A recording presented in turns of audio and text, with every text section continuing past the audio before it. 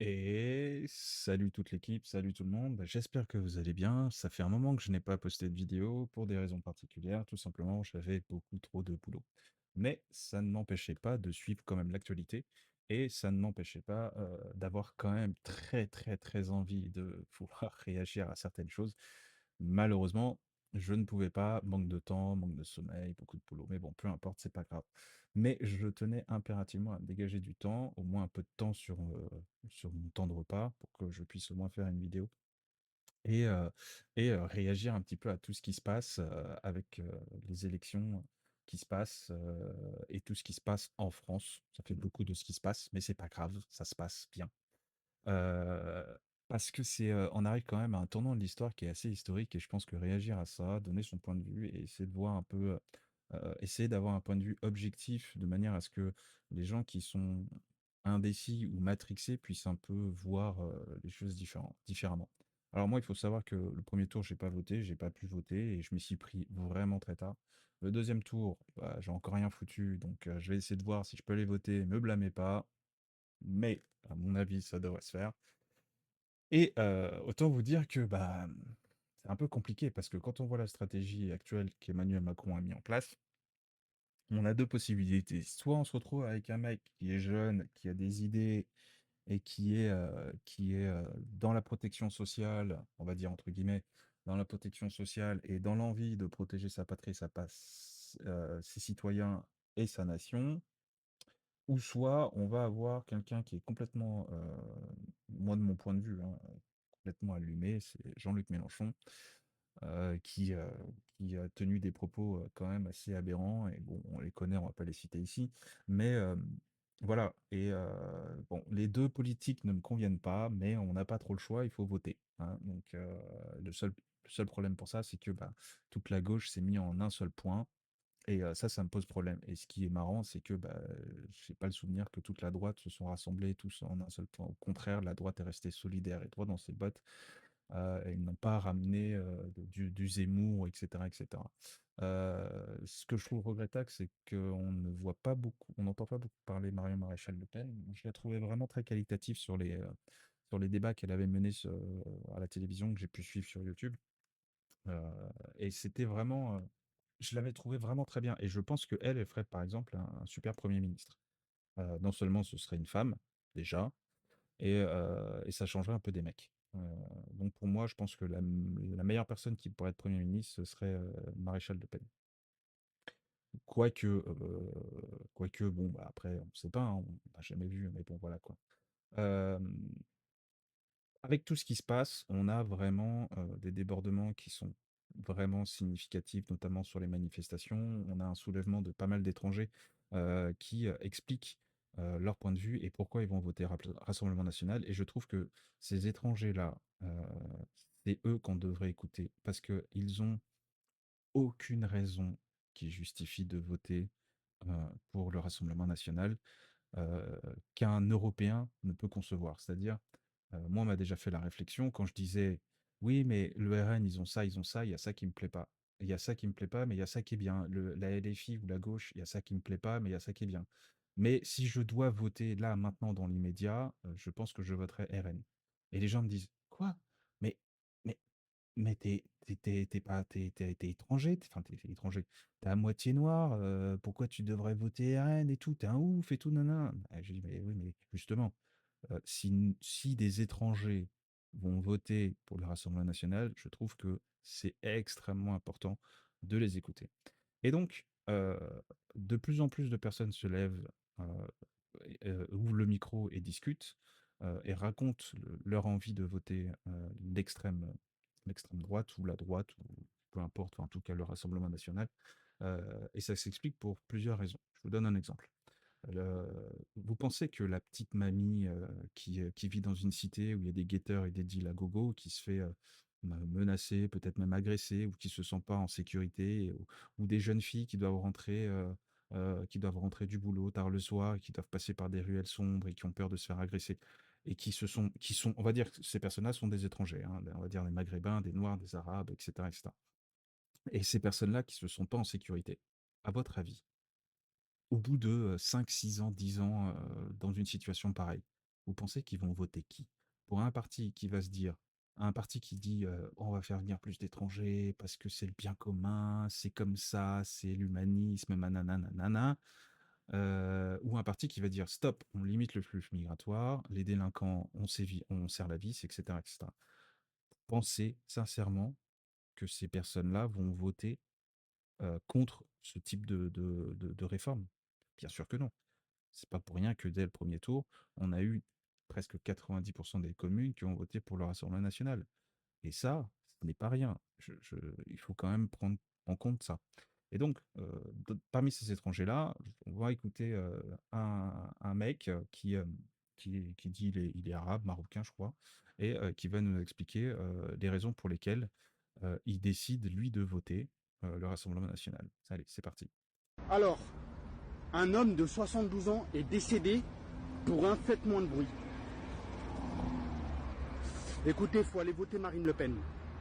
Faut voter Marine Le Pen. Et c'est un arabe qui vous dit faut voter Marine Le Pen. Parce que ces rats et ces ordures ne s'arrêteront pas, je vous le dis clairement, tant que cette femme-là ne passe pas au pouvoir. Cette femme-là, elle va passer au pouvoir. Si elle passe au pouvoir, elle va tellement leur serrer la vis, ils vont plus bouger. Ils vont devenir doux comme des agneaux. Si vous aimez pas ce pays-là, cassez vos gueules d'ici. Barrez-vous. Prenez un billet d'avion, rentrez chez vous. Rentrez dans votre pays, vous aimez tant votre pays. Pourquoi vous restez en France si vous n'aimez pas la France? Et après, ça va être nous, on va avoir un problème avec vous parce qu'on vous dit de dégager. Mais c'est pas du racisme. C'est pas du racisme. Moi, je suis un arabe, j'ai une étiquette collée sur la tête quand il y a quelqu'un qui me voit qui se dit allez, tiens, encore un autre. Nous, on la veut pas cette étiquette-là. Nous, on n'a rien demandé, nous. Cassez-vous. Prenez un ticket, barrez-vous. Je sais pas. Allez voter Marine Le Pen. Votez bien. Alors, vous voyez, il a tout dit. Il dit les termes et il n'a pas tort. Et il n'a pas tort. Si vous n'êtes pas bien dans un pays ou si vous n'êtes pas bien chez un voisin ou chez quelqu'un ou à une soirée, eh ben vous partez. C'est pas compliqué. Si vous avez envie de pratiquer votre dogme, votre religion de la manière la plus optimale et que vous êtes dans un pays qui vous empêche de le faire, rien ne vous empêche de partir. Il n'y a absolument rien qui empêche de partir. Et surtout que dans un pays comme la France, absolument rien n'empêche les gens de pratiquer leur religion à partir du moment que ça reste dans le domaine privé. Mais le problème, c'est ça. C'est que les gens aujourd'hui, avec autant de liberté, bah, se sont octroyés plus de liberté. Vous savez, vous connaissez bien l'expression, je te donne le doigt, tu prends la main, ensuite l'avant-bras et le bras, etc., etc. Bah, on est dans ce cas de figure-là. Et à un moment donné, ça pète et ça craque. Et les gens en ont plus que marre parce qu'ils se sentent un peu imposés dans la vie de tous les jours. On a eu aussi, on a aussi cette personne-là qui fait beaucoup de vidéos, qui explique un peu les choses. Voilà. Lui, je l'aime bien, il est sympa. Il fait des choses il dit des choses qui sont vraiment très percutantes et surtout qui sont vraies. Il a l'air vraiment sympa, ce gars-là, et il est surtout très réfléchi, très très intelligent. Et je vous laisse écouter ce qu'il dit, c'est vraiment important. J'entends de plus en plus de Français d'origine maghrébine dire qu'ils aiment la France.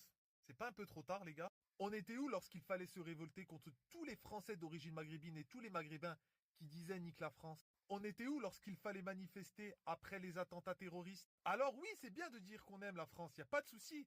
Mais on se réveille pas un peu trop tard? Quand je dis on, je m'inclus dedans. Parce qu'il aurait peut-être fallu se réveiller bien avant. En fait, on a laissé pourrir la chose, et puis du jour au lendemain, on se réveille en pensant que les Français sont racistes. Mais pas du tout. C'est juste qu'on en a tous ras-le-bol. Et moi, en tant que Français, j'en ai aussi ras-le-bol. Ce qui est triste dans tout ça, c'est qu'à chaque fois que j'ai dit que j'aimais la France, le racisme, je l'ai subi par des Français d'origine maghrébine qui me disaient traître, harki, etc. Et ça, c'est extrêmement important parce que euh, il y a, il y a il y a un dicton. Enfin, quand on connaît pas, quand on n'a pas de la famille étrangère et tout, on ne le sait pas forcément, mais les plus gros racistes, là je m'adresse aux Français qui sont nés en France, qui ont vécu dans une famille française et dans un univers français sans connaître vraiment l'univers familial des gens à côté, des autres pays. Les plus gros racistes, ce sont les étrangers eux-mêmes. Je vous donne un exemple. un membre de ma famille qui est noir, heu et elle, parce que c'est une femme, heu, elle en a plein le cul des noirs en France. Pourquoi? Parce que ces noirs-là passent leur temps à foutre la merde et cette merde qui est mise en place par eux, et ben, elle subit indirectement les conséquences parce qu'elle est pointée du doigt, elle est cataloguée, elle est, comment dire, amalgamée. Alors que pas du tout. Cette personne-là, c'est une personne qui a fait des belles choses en France, qui a monté des sociétés, etc., etc., qui a travaillé dans le médical et tout ça. Et aujourd'hui, bah, elle l'aime pas parce que, bon, elle n'est plus cataloguée, mais à l'époque, voilà. Et donc, les étrangers eux-mêmes, les étrangers qui sont très bien intégrés et qui respectent les valeurs du pays dans lequel ils sont généralement bien plus durs envers les étrangers qui ne respectent pas leurs valeurs, ce qui est logique. Et c'est pour ça que j'ai toujours dit qu'il fallait faire le tri. Et c'est ce que veulent les Français. Faire le tri entre les vrais Français, d'origine, on s'en fout, et ceux qui n'aiment pas la France. Déjà, avant de se croire français, il faut se sentir français. Et c'est comme ça que nous arriverons à vivre tous ensemble. Eh ben, il a raison. C'est comme ça qu'on arrivera à vivre tous ensemble. Parce que quand on prend par exemple les différentes communautés qu'il y a en France, ben, c'est pas compliqué, hein. Les communautés qui posent le plus problème, eh ben, c'est lesquelles? Alors, c'est les Noirs et les Arabes. Et voilà, les Noirs et les Arabes qui sont pas intégrés, c'est celles qui posent le plus problème. Et pourtant, même moi, je suis à moitié noir. Et pourtant, bah, j'ai rien contre les Noirs. Mais c'est une vérité. C'est une vérité absolue. Ce sont les Noirs et les Arabes qui foutent le plus la merde dans un pays. Et quand on voit des pays comme le Japon, je crois que j'avais fait une vidéo dessus, ou quelqu'un d'autre avait fait une vidéo dessus, les Japonais eux-mêmes avaient fait une manifestation pour arrêter les étrangers islamiques ou je sais pas quoi qui venaient et qui foutaient un peu la merde dans leur pays. Enfin, il y a un problème. Il y a un réel problème avec ces afflux migratoires qui ne sont pas ou qui n'arrivent pas ou qui ne veulent pas s'intégrer dans différents pays. Et ça, c'est une vérité. Et aujourd'hui, qu'est-ce qu'on peut faire? Et qu'est-ce qui se passe? Bah, la seule chose qu'on peut faire, c'est soit on va subir un amalgame, soit on va être du côté des Français qui en ont marre de subir de subir ces problématiques au sein du pays. Et du coup, bah, les gens vont finir par en avoir plein le cul de tout ce qui se passe. Et J'entends de plus en plus de ce qui fait que, bah, toi, tais-toi, pardon, ce qui fait que les gens aujourd'hui, eh ben, ils en ont plein le cul et ils veulent que ça s'arrête. Personne n'a envie de voter pour un parti qui demande plus de flux migratoires, plus d'intégration, une facilité pour l'intégration des étrangers qui fuient leur pays, qui n'ont pas de diplôme, qui n'ont pas de savoir, qui viennent juste comme ça pour squatter, pour avoir un maximum d'aide, etc. Et rien foutre. Mais tout ça, c'est nous qui payons. Les gens qui travaillent, les gens qui se cassent le cul du matin jusqu'au soir, qui galèrent. Et c'est pas normal. Ce n'est pas normal. Donc, du coup, on en a plein, plein, plein, plein le cul. On en a plein le cul. Et toutes ces associations-là de bien-pensantes qui vont vous foutre des gens dans les bras, qui viennent fraîchement de débarquer et qui ne connaissent rien au pays et qui veulent juste profiter d'un système, bah, en fait, non. Donc, moi, ce que je constate, sans avoir pris ma décision, je constate juste que le Rassemblement national, si on doit globaliser, le Rassemblement national, bah putain, c'est un amalgame de Français bah, qui veulent juste défendre leur pays et qui veulent la priorité nationale, c'est tout.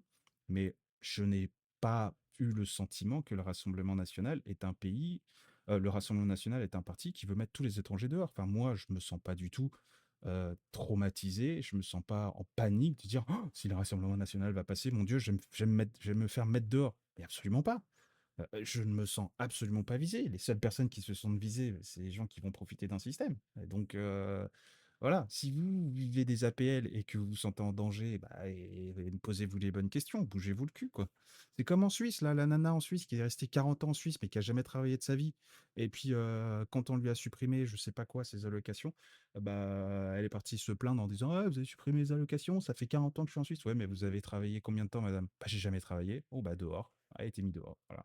Et donc, voilà, à un moment donné, faut pas non plus, faut pas non plus chercher midi à 14h. Bon, c'est une vidéo qui était un peu longue, mais ça faisait tellement longtemps que je n'étais pas venu et ça fait un moment que je n'avais pas parlé, etc. J'avais pas pas donner mon point de vue. Je vais essayer de reprendre progressivement parce que voilà, je trouve qu'on est quand même à l'aube d'une histoire qui est très importante. Et donc voilà, je vais essayer d'en publier plus souvent et je vais essayer de donner différents avis et surtout partager des infos qui sont pertinentes auxquelles vous n'aurez pas forcément pensé. Je vous dis à très bientôt et c'était Cassandre et ciao.